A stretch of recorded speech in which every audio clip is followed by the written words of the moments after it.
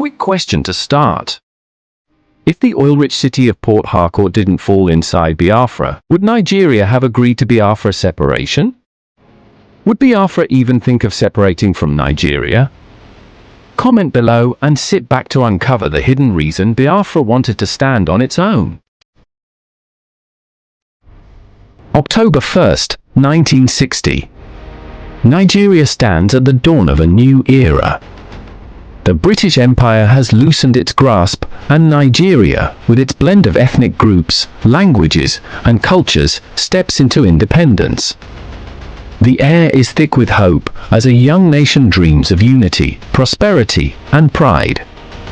But behind the smiles, there are fractures, deep ones, lying hidden beneath the surface. 3 powerful regions, 3 distinct cultures. Nigeria is not just a country, it's a tapestry woven from the threads of its people. In the north, the House of Fulani, with their Islamic traditions and ancient empires. To the west, the Yoruba, steeped in culture and commerce, embracing both tradition and modernity. And in the east, the Igbo, resourceful, ambitious, and fiercely independent. At first glance, it seems like a beautiful mosaic. But these differences are more than skin deep. They're political, religious, ethnical, and economic. As Nigeria takes its first steps as an independent nation, these divisions grow sharper. What started as a dream of unity quickly spirals into a struggle for dominance and survival. In the years after independence, Nigeria's political landscape became a battleground. Each region vies for control, and alliances form and crumble. Sir Abubakar Tafawa Balewa, Nigeria's first Prime Minister, tries to hold the country together. But in a land of many voices, not everyone is heard. Tensions boil over during the 1964 elections. Accusations of corruption and manipulation plague the process. Leaders like Chief Obafemi Awolowo accuse the ruling coalition of abusing power, while the northern-dominated government pushes back, determined to hold onto control. The early morning hours of January 15, 1966, marked the beginning of Nigeria's darkest chapter. A group of young, idealistic military officers, led by Major Chukwuma Kaduna Nziogwu, believed the nation had fallen into the hands of corrupt leaders, plagued by ethnic favoritism and political division. They resolved to seize control and purge Nigeria's leadership to give the country a fresh start. Nziogwu, a bold and charismatic officer, rallied a group of soldiers and launched a coordinated attack on key political leaders in Nigeria. The plan was precise, to strike simultaneously in different regions, ensuring a swift takeover and a minimal chance for resistance. In the secrecy of night, Nziogwu and his co-conspirators began their plans. These were not hardened rebels, but young, uneducated officers who viewed themselves as patriots on a mission to rescue Nigeria. They believed that by overthrowing corrupt leaders, they could give birth to a new Nigeria, one led by the ideals of justice, equality, and national unity. The plan was daring and dangerous. The young officers divided Nigeria's key cities among themselves, Kaduna in the north, Ibadan in the west, and Lagos, the capital. They would strike at dawn, simultaneously targeting the nation's political elite. The coup began in Kaduna, the northern region's political hub. Major Nziogwu and his men stormed the residence of Chief Ahmadu Bello, the powerful premier of the north and a revered Muslim leader. Nziogwu's troops faced resistance, but they were relentless. In a brutal firefight, Ahmadu Bello and his guards were shot brutally multiple times. His lifeless body was left in his home, a stark message that the old order was ending. Meanwhile, in Lagos, the seat of Nigeria's federal government, another group of soldiers sought out the Prime Minister, Sir Abubakar Tafawa Balewa. The soldiers dragged him from his home, silent and dignified in his final moments. He was taken to an unknown location, and, in the dead of night, shot. Days later, his body was discovered in a roadside ditch, a grim testament to the ruthlessness of this uprising. In the west, the scene was equally bloody. Samuel Ladok Akintola, the premier of the Western region and a controversial figure, was known for his fiery politics and resistance to the federal government. When he heard of the attacks on some prominent people, he was informed that he is next. He braced himself and was ready to fend off the attackers with his pistol, but he was outnumbered and outgunned. Akintola was gunned down in his Ibadan residence, his defiance extinguished in a hail of bullets. The coup, brutal and swift, left a trail of bodies and a country in shock. By dawn, Nigeria's leadership lay decimated, its most prominent figures killed in a night of terror. The bodies of these leaders, Sir Abubakar Tafawa Balewa, Chief Ahmadu Bello and Samuel Ladok Akintola, were discovered in grim locations, some left where they had fallen, others hidden in ditches, like discarded remnants of an old regime.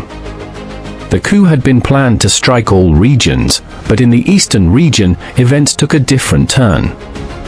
The eastern leaders managed to evade capture, and the region's military quickly regained control. The partial failure of the coup sowed confusion and led to suspicions, particularly from northern leaders who saw the absence of eastern casualties as evidence of an Igbo-led conspiracy. Rather than unifying the country, the failed takeover in the east deepened Nigeria's ethnic divisions. The coup had achieved its aim of removing some of the old leaders, but it left the nation fractured and uncertain, with each region retreating further into its own identity and alliances. The coup did not have the unifying effect Ojukwu and his comrades had envisioned. In the north, the killings were seen as a targeted massacre against northern leaders by Igbo officers from the east. In the wake of the bloodshed, resentment simmered, turning into fury.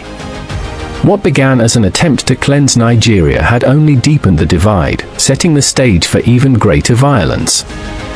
By dawn, the full scale of the tragedy was apparent. Nigeria's leadership had been decimated in a single night of bloodshed, leaving a vacuum of power and a nation in mourning. The North, furious at the deaths of its leaders, began to see the coup as an attack by the Igbo. The East, meanwhile, was beginning to view the future as one that might not include Nigeria at all. The coup's leaders, including Ojukwu, were soon arrested by loyalist forces and were executed. But the damage was done. In the wake of the coup, the seeds of distrust had taken root. Nigeria was a country teetering on the edge of chaos, with fear and resentment festering among its people. The January 1966 coup had left Nigeria in turmoil, with its leaders dead and its unity fractured. But the coup's leaders underestimated the fury it would ignite. In the north, the killing of Chief Ahmadu Bello and other prominent figures stirred deep anger, creating a perception that the coup was an Igbo attempt to seize power. This perception soon turned deadly. In July 1966, just 6 months after the first coup, northern soldiers launched a counter-coup. Led by Lieutenant Colonel Murtala Mohammed and other northern officers, this coup was swift and merciless. In the dead of night, they attacked and overthrew General Johnson Agui Ironsi, the military head of state who had taken power after the January coup. General Ironsi, an Igbo officer, was captured in Ibadan. He was brutally beaten and executed along with his host, Colonel Adekun Fajuyi. Their bodies were left as grim reminders of the North's retaliation. With Ironsi dead, Lieutenant Colonel Yakubu Gowon, a northern officer, was named Nigeria's new head of state. But the counter-coup had done more than replace a leader, it had torn Nigeria apart. With each passing day, the division deepened. In the north, the perception of Igbo dominance led to horrifying violence. In cities across the region, mobs began targeting Igbo civilians. Homes were destroyed, businesses were burned, and thousands of Igbo men, women, and children were slaughtered. Those who could escape fled in terror, making the long, painful journey back to the eastern region. The killings, known as the pogroms, left deep scars on the Igbo people. Thousands had been killed, and over 1 million had fled to the east, carrying stories of horror and loss. For the Igbo, it became clear the dream of a united Nigeria was dead. They began to look to their leaders for a solution, for safety, and for a new future. Among those in the east was Colonel Odumegwu Ojukwu, a charismatic and influential leader who had witnessed the suffering of his people firsthand. As military governor of the eastern region, he listened to the cries of his people, the calls for justice, and the growing demand for independence. By 1967, Ojukwu's decision was clear. On May 30, 1967, he declared the eastern region an independent republic, free from the dangers of a divided Nigeria. He called this new nation Biafra. The declaration of Biafra sent shockwaves through Nigeria and beyond. While the Igbo saw it as a path to safety and self-determination, the federal government viewed it as a direct threat to the unity of the nation. For Nigeria, Biafra's independence could not be allowed. When Biafra declared its independence in May 1967, it was immediately thrust into a war for survival. The Nigerian government, determined to keep the country united, launched a military campaign to reclaim Biafra. At first, it seemed like a lopsided battle. Nigeria had a larger army, more resources, and international support. But Biafra, despite being outgunned and outnumbered, fought back with resilience and strategy. At the onset of the war, Colonel Ojukwu's strategy was to defend Biafra's borders and maintain control over key cities. Biafra's forces, though small, were motivated and highly organized.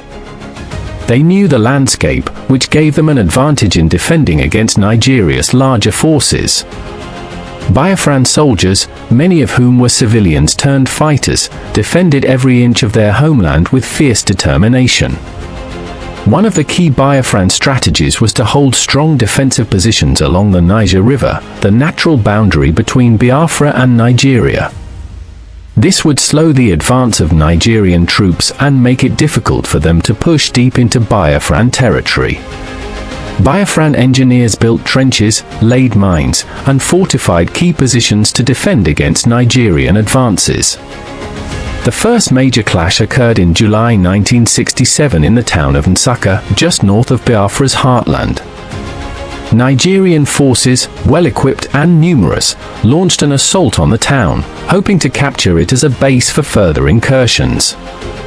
For Biafra, Nsukka was a crucial defense point. Losing it would give Nigeria a direct route to Biafra's interior. The battle was fierce and bloody. Biafran soldiers, many with only basic weapons, fought against the advancing Nigerian army with incredible bravery. But the sheer numbers and firepower of Nigeria's forces eventually overwhelmed them. After intense fighting, Nigerian troops captured Nsukka. It was a bitter loss for Biafra and a stark reminder of the challenges they faced. Following their victory at Nsukka, Nigerian forces set their sights on Enugu, the capital of Biafra.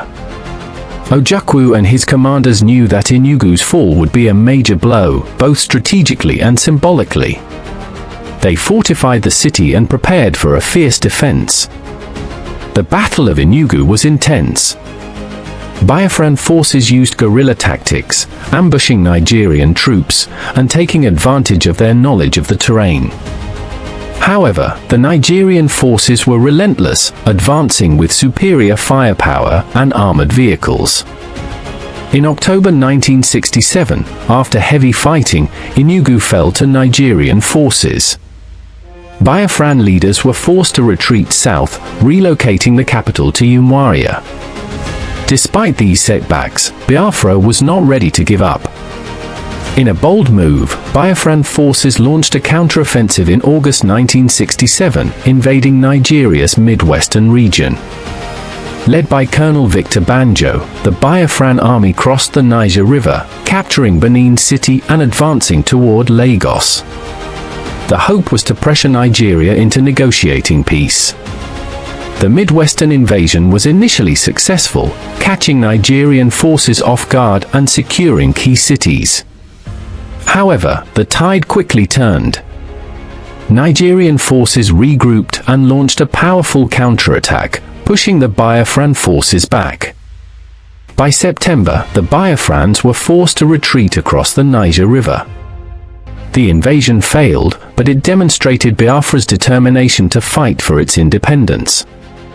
With Biafra weakened, Nigeria launched Operation Unicord, a strategy designed to encircle Biafra and cut off its access to resources. Nigerian forces attacked from the north, west, and south, pushing Biafran forces back and capturing key territories. The goal was to isolate Biafra, making it impossible for them to sustain their resistance.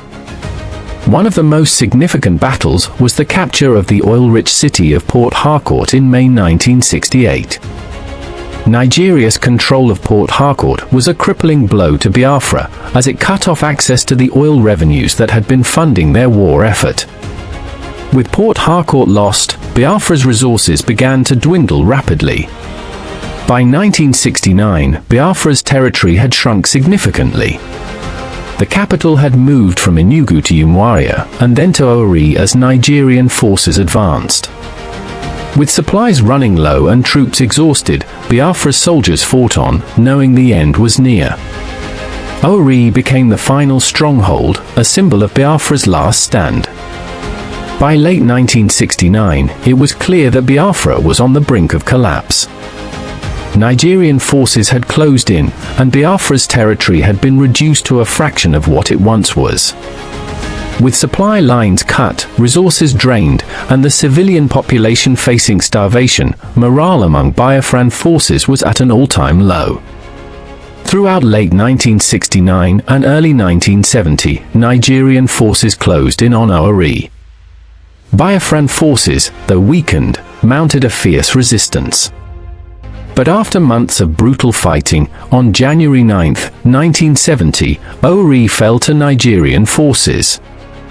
Ojukwu, who had become the face and voice of Biafra's independence struggle, was faced with an impossible decision. Knowing that continued resistance would mean total devastation for his people, he decided to seek foreign support, hoping it might provide a last-minute lifeline for Biafra. But he also knew that his departure could be seen as an abandonment.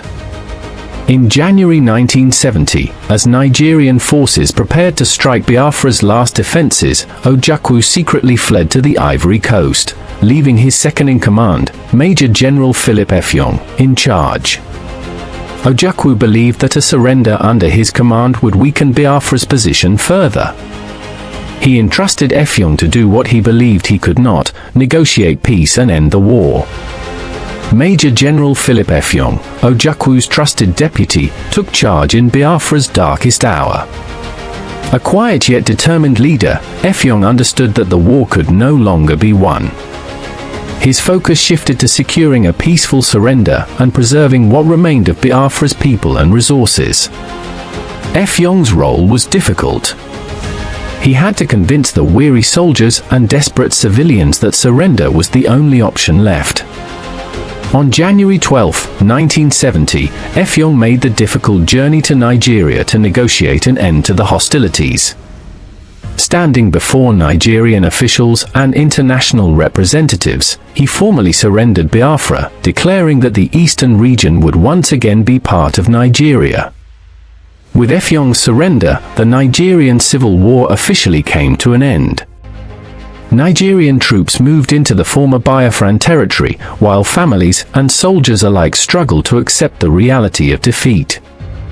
In a moment both solemn and historic, Nigeria's leader, Lieutenant Colonel Yakubu Gowon, declared an end to hostilities and offered amnesty to Biafran soldiers, saying there would be no victor, no vanquished.